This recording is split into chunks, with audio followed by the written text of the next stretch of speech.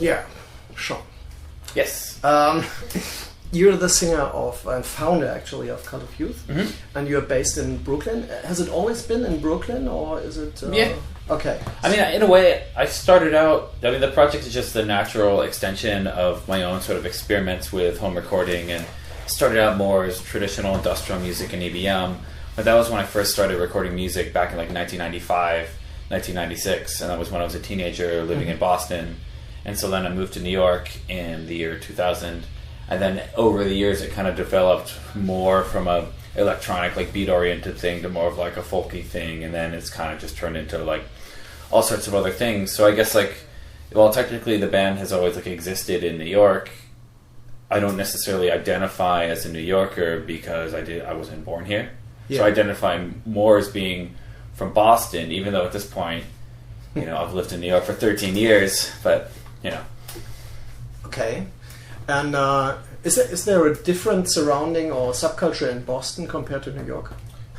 I have like zero like real like insight into what subculture is like there because I left so long ago. Okay. I think that part of the identity of that place is that it's really a college town. Okay. So a lot of people kind of come and go during their sort of early 20s. So I think the cultural climate there shifts fairly rapidly, whereas like New York is, you know, more of like, I guess what you would call a cultural mega, although these days I wouldn't classify it as such, but historically it has been one. And so it's kind of a place where things kind of like have, I guess, a longer lifespan. But that's pure speculation, you know. Would you say there is a certain Americanness to this scene here, or is there a strong European influence on especially this? Because you are in industrial culture, in neo-folk context, and this is originally it's very European, but there seems to be something very special American about this here. I would say yeah, but not really intentionally. Mm-hmm. It's kind of just, you know, just you live in a place, you absorb the influences, and so while I'm not specifically trying to make like American influenced music, it just comes that way because that's just how I am and how I was born. I would say more of the influences that I think that are different about my band from the more like traditional European bands is not even necessarily the American influence, but more punk influence or just influence of the kind of different subcultures that I was around growing up, you know, which are different in America, but it's not necessarily like an Americana kind of influence. I think there's other bands that are in Americana, like my friend TJ who does King Dude. Yes. You know, I would say that he has, for example, more of an Americana influence than I do, but, you know. Would you say that, because for me it has always been very strange that people compare you to European neo-folk acts actually, because you have much more of a punk spirit to your music. It's much wilder and much more aggressive in most songs. And the only thing I see is there's the trumpet, which reminds of Death in June, of very early Death in June records, but it's not the folk era of Death in June actually, yeah. the early Joy Division. And so you would agree to that? Yeah, I would agree to that, sure. Right. Because I think neo-folk in Europe is a very special and very limited thing. Is there a reception of this music in over here in New York? Or? Now there is. When it first started, there certainly wasn't. For many, many years, you know, it was really like this project was really, I think, not taken very seriously. You know, I think a lot of people in Europe kind of like looked down their noses at it because it was American. There's like, oh, what could an American know about this? And, you know, I didn't care, man. I was just making it in my bedroom purely for myself. And the fact that now that I'm in a position where I can tour and like travel around the world and get to play with wonderful bands and meet different people and, you know, do all these sorts of things is really like really humbling and really like a very special privilege. You know, I never expected it to go beyond my bedroom. I really didn't. So How long took it to get there? Well, I put the first record out. The first record was a self-released 7-inch, and I put that out in 2006 or 2007 maybe. Right. I don't, you know, and at the time I wanted nothing. I didn't want to do the internet. I didn't want any kind of promotion. So that made it very hard to sell it. You know, I was literally just, you know, walk down the street, and I remember like seeing some guy in a coil shirt and being like, "Here, take this," like I was giving them away to just anybody, and there's no contact information or anything. I just kind of wanted to make something and put it out there, just as like almost like an exorcism of this thing that I've been working on, just to like almost I felt like by making it public, it was an opportunity to get better at doing it, you know. And it's like it took me a while to even be able to listen to the stuff from that time period again, without like cringing, because it was so kind of like rough around the edges. But now I kind of like that about it. But at the time it was just kind of like I wasn't trying to be rough around the edges. I was trying to make it more professional or make it more this or this or that. It was just like the best I could do, And in a weird way, I almost feel like now I want to go back to that, because it's almost more like honest, And it was more or less a solo project and grew into a band? Yeah, precisely. Okay. It was never supposed to be a live act. I mean, it wasn't really supposed to be anything. It was just something I did for fun. And then, I got people together. And then you have this weird situation where it's like you have these recordings that distinctly sound like home recordings. Right. But then you have a band trying to emulate that sound. So it's almost like you have a band that's covering someone else's songs, because it's not going to sound the same as it does as the charm of like the home recording thing. So then it turned into this thing, well, how do we progress? Do we just keep doing home recordings and then have a band covering home recordings, or do we now start to try to write songs for the band? So then it became like more of a band, just kind of out of it making more sense to play up to the strengths of the people involved rather than kind of just have them copying something else. And now it's just a natural progression, I suppose. Mm. How strong is the influence of the other members on your music? It varies. It varies from like song to song, from member to member. As of right now, the only person that has been there since the very first lineup is the drummer Glenn, and he certainly has like a huge influence on it, because he's just someone that just really gets it. Like exactly like I don't even want to say gets it, but I think that he just kind of like understands all the reference points where I'm coming from culturally, and it's like he totally just is able to be a really good complement to the music, and not to say that everybody else isn't. I think the lineup right now is probably the strongest we've ever had, but he's the one that's probably has the most influence. He's just been there the longest and just knows exactly what to do. I can play him something on a guitar and it's just like, okay. Yeah, that's how it's supposed to be. I mean, the last record was pretty much just me and him. He played the drums and I played everything except for Christiana played violin on a few songs. Right. But other than that, I played bass, guitar, trumpet, all these things. And my fiancée, Beverly, did vocals on a few tracks. Female, but that's it, The last record is really very professional. It's very round, and thank you. It's a very good one. I recorded that here. That's cool. In the studio yeah. that I built. So I'm really particularly proud of that. So. And that's the reason to move the shop Heaven Sent as well to here, or?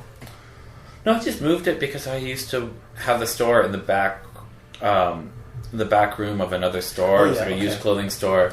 And I had a small kind of one record rack. I paid them like a small amount of rent to just have a little space where I could sell records. Right. And it sort of turned into a thing where it was like I'd been doing that for about a year and a half. And it was either like get bigger or don't do it at all, because it sort of made no sense to sort of just always be selling records in the back of someone else's store. So I opened up this store. Probably the best decision I've ever made in my life. I got I have this studio in the back, the store in the front. It gives we do shows here. We do different events. It's like a nice. Oh, you actually do shows here? Yeah, all the racks on the front they're on wheels. You just wheel them out and put people in there. So. Yeah, that's cool. Yeah, it is cool. They have a lot of possibilities here. Coming back to the neo-folk aspect, or probably somehow influence, the European neo-folk used to be influenced by certain perspectives, occult influences, for example. Yeah. Would you say Cult of Youth has such aspects to it, as spiritual aspects or occult aspects? I would say that the band in and of itself is informed by that, absolutely, but it's not the focus of the project. Okay. In my personal life, those things do play a pretty heavy part.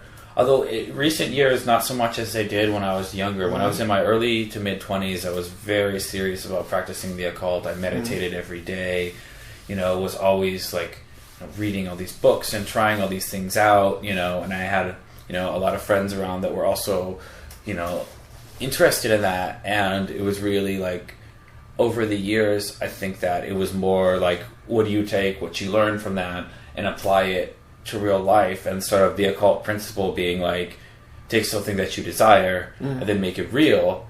And then it's like, once you start doing that, it's almost like, well, you don't need to sit around drawing sigils all day, because it's like you're actually doing it, and it's almost like you can condition your mind to function in the same way that you would function like in deep meditation, and almost have little tricks that tricks you into doing magic while you're doing everyday tasks. But it's like you can only like learn how to do that through that sort of training. So I would certainly say that Cult of Youth, definitely there's a magical and spiritual aspect to it, but it's certainly not really there in the lyrics so much. I mean, the lyrics have symbols in them, but it's not like an occult project, I guess. Yeah, okay. And there's the other very intense discussion of political aspects of neofolk, being having affinity for right-wing perspectives and stuff. Is such a discussion over here in America? Is there as well? Or? Absolutely. I mean, it's certainly a little less loaded of a topic than it is in Europe, but I think it's like weird, because I think that people that are actually like involved in the subculture, it's almost just a sense of, you commit a room with people, just feel like, okay, everybody here gets it, but then you have outsiders that don't really understand the cultural perspective, and they start casting judgments on it, and then it's almost like these outsiders force these political discussions that aren't natural and aren't really warranted or aren't really necessary. And I think that a lot of it has to do, you sort of have to look at historically the role, like the purpose of industrial music, just like, because all these musics like neofolk or martial industrial all come from a post-industrial perspective. And when Genesis George, started thrumming gristle and took that out of Kuhn Transmissions and all that, the whole sort of purpose of it was that it was to counteract the political perspective of rock and roll in a way. In the sense that rock and roll, like people that were interested in punk or interested in rock and roll, they had a really kind of biased worldview that was very sort of like, here's how you engage the world, here's a set of rules, and everything that we tell you is going to have subtle propaganda that influences you to think a certain way. And the rock and roll perspective mirrored the sort of perspective that like the newspapers had, only it was just a different cultural perspective. So the purpose of industrial music was, it was music to decondition people, to present controversial subject matter, but without a political perspective. And that was why there was all the like fascist imagery, and that was why there was the serial killer stuff and the sexual stuff and this and that, because those were really high trigger topics that like people are really conditioned to have strong opinions about. And so it was like, we're going to put you in a room and play loud sounds and flash lights at you, and then put this subject matter on you, but without telling you what to think about it, and let's just see what happens and see how it deconditions you, and see this and this and that. So those sort of control symbols are just like heavily rooted in the subculture, and all subcultures that spring from that still, in some way or another, I think have that sort of perspective. And in a weird way, it's almost as though rock and roll and punk and all other worldviews are like conservative, whereas industrial is not conservative, because it allows you to engage those topics freely and openly, and and allow you to pursue them how you choose to pursue them, without, because it's the only subculture I can think of where you can have far left bands and far right bands play the same bill, and it's only the fans that make up their opinions on it, and so it's always different for the audience how they accept it. Yeah. Okay, but you said there are actually far left and far right bands somewhere around, and so it happens, but it's not regularly. No. I think most people. I think the biggest mistake that people make is when people impose like politics onto art. If politics is the purpose of the art, then so be it. But when somebody is going out there and not saying, I have a specific political agenda, here it is, I'm going to push it, and then speculators say, well, they use these symbols, so this must be their politics, it cheapens the art, I think. And it, I think the biggest purpose of Call to Youth as a project is to oppose systems of control and oppose the those sorts of limitations that are put on humans and humanity. And so when all of a sudden somebody else is going to look at maybe control symbols might be used either positively or negatively within the work and say, well, they use control symbols, so therefore they must support, human beings being like oppressed. It just seems really odd. It seems like that's like the most surface level interpretation you can get, and I don't know. But it's only people that are unfree that impose politics on others. Because politics were meant to oppress people and art was meant to liberate people. Right. So when people that are oppressed, i.e. people that spend their life in books reading about politics or fighting over politics, try to degrade artists down to their level, they are the oppressors. Right. There's a multi-layered meaning of the name Cult of Youth. It could be like a parody of the youth cult, probably, but at the same moment, you talked about this idea of youth, probably also a symbol of oppression and rejecting control and stuff. Is there something else to it? Well, the older I get, the more I wonder how long can I keep this name for. I'm in my 30s now, so I'm not really that young anymore. So I guess the meaning perhaps changes, but Sonic Youth is still a band, and Thurston is much older than me, so... I guess when the name was first decided upon, it was just something I was kind of thinking about, the idea of like people that were sort of older that had never really done the things they wanted to do with their life. It was almost as though they surrounded themselves by children because they could see the possibility, and it was almost like they had to live vicariously through those that hadn't wasted their life already. Right. And it was kind of at a time where I was sort of, getting into my mid-20s and being like, what am I doing with myself? At the time I was working construction work, not really doing the things I moved to New York to do, and sort of like facing those questions within myself. So it was just sort of something that idea was on my mind, and it just sort of saw a lot of older people on my street and around, and just sort of always being around children. It was almost as though they were like drinking their essence or something. I don't know how to explain it. But the name just kind of popped up when I was thinking about it, and I was like, oh, it's a pretty good name, and there's a lot of possibilities of things you can do with it. So It's a funny thing because, Duff, the band, the German band Duff. Absolutely. And they have this song about wasting the youth. And so... I have no idea what most of their songs are about because I'm not fluent in German. They're German, but I know about Kebab. And they still sing about that, and they are pretty old now. Yeah. And so you probably can uphold that. Yeah, certainly. Okay, the label you're on, Sacred Bones. Yes. Tell me something about the concept of that label. It's pretty different on there. It's not really a genre thing, or... They put out what they like, and that's why I will always, as long as they'll have me, be with them. Right. I really, really respect them, not only as people, but also just as like being really dedicated to music. I don't know, Caleb, the guy that started the label, I knew him for a while before he started the label.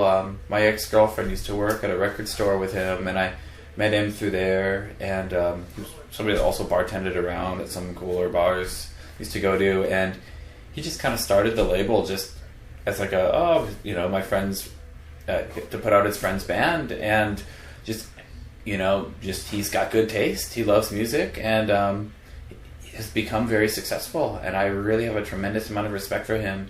They treat the bands really well.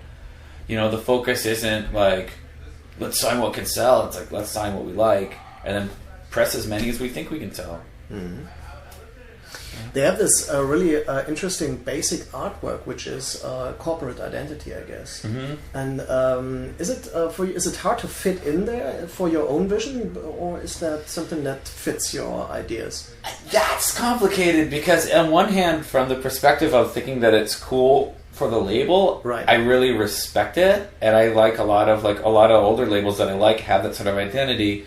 But from the perspective of an artist, when you're designing artwork and to all of a sudden have a limitation imposed on you, it kind of sucks sometimes. So I see both sides of it. So far, I mean, it is what it is. Okay. And what about your own artwork? It changed over the years a little bit from the things you chose, from the images and stuff. What is the idea behind that? For example, the new one is more like Art Deco, as I... It's a K. Nielsen painting, or illustration. I guess it's not a painting; it's an illustration. I don't know. I just choose images that really, like, I guess, speak to me and inspire me. Somebody, a friend of mine, had showed me some K. Nielsen, and I really liked it quite a bit. I was looking at a lot of his illustrations, and then I went home and was talking to my girlfriend about it, and I was thinking about using some of it for the album artwork. And apparently she had a whole tattoo of this K. Nielsen thing on her arm, and she had told me about it. It was in one ear and out the other, and she was like, "Oh, you picked that because of me?" I was like, "What are you talking about?" She showed me, and I was like, "Oh, I guess I forgot." She got all mad at me. Yeah, that's. Well, I didn't forget that she had it, but I forgot the name of the artist. So then I was like, okay, now I have to use this. Cool. Makes it even more personal. Precisely, yeah. Yeah. And she sang in the record and stuff, so. So you're planning to come over to Europe again, to Germany especially? Absolutely. Okay. We were treated so well in Europe. It was really, really special for me to go there. Europe is like paradise to me. Okay, compared to over here. Yeah, man. I can't wait. I mean, to go back. It's weird because I do have a tie to America because, I'm from here, obviously, and I have a 10-year lease on the store, and I'm certainly going to write it out, but the standard of living is just so much better in Europe. It just seems like people over there are happier.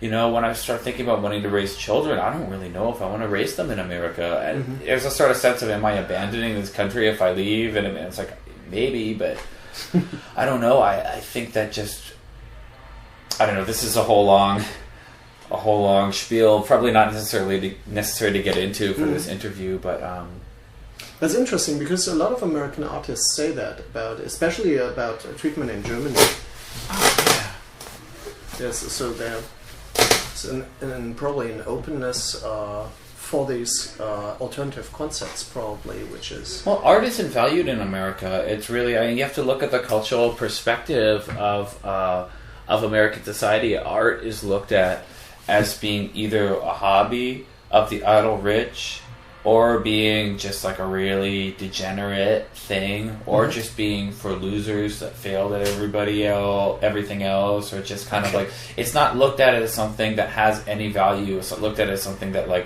uplifts society or uplifts the spirit or anything. You're really just kicked. And so if you're an artist, it's damn near impossible to make a living off your art exclusively, especially at a city like New York where the cost of living is so high. So most artists here have to work 2 jobs, either have to work a few jobs or take money from their families, which can be humiliating for some people because it's embarrassing, or just whatever. So it's like you're already just doing something that humiliates you a little bit just to have the privilege to work. And then it's like you still have to work really hard at being an artist. And so especially as a musician, it's like having to put in, the hours to tour and do all this and this and that. It's like you have to save up money to be able to leave town. You need a weird situation. You need to be really kind of and then when you go out there, it's just kind of when you get to the middle of the country, it's like the fans are really excited, but it's just like you pull into a rest stop and everybody gives you, dirty looks or calls you a faggot or something. It's just kind of you're just kicked from all angles. And on one hand, there's almost like a pride that's just like, yeah, like I care enough that I can work through that. Or it's almost like you're tough enough, or you're hard enough, or this and that. Maybe it inspires you to work twice as hard. And I do think that that's why American music, just in general, has something that's distinctly different about it than, say, European music. It's because people are sort of regulated to sort of being the dogs of society, and so people, there's almost like sometimes more of like a passion behind it, because it's just kind of like you have to fight harder to do it. So hence the aggression which comes with it. Yeah, because you don't have a choice. You're kicked around all day. You're treated like a dog. You're treated like shit. And then it's almost like sometimes when you go over there to Europe too, it's almost just sort of like this feeling of like you're still like the underdog. You just always have a feeling of being the underdog. And on one hand, that's where rock and roll came from. But on the other hand, it's like you don't want to feel like a dog your whole life. That's uncivilized. Yeah, you know, it's almost a sort of has to end at some time. Yeah, and I guess like the feeling, especially in Germany, is there's a sort of sense that the cultural perspective of the country does value art and does value music, and is looked at as being something that benefits society, and it's something that's like a sophisticated and civilized thing to do, at least on some level, and not just like this terrible thing and you're an awful person for doing it, because that could get to you, you know. You feel like a second-class citizen, and I don't like feeling that way because I'm not. I shouldn't be. Okay, so I hope very much to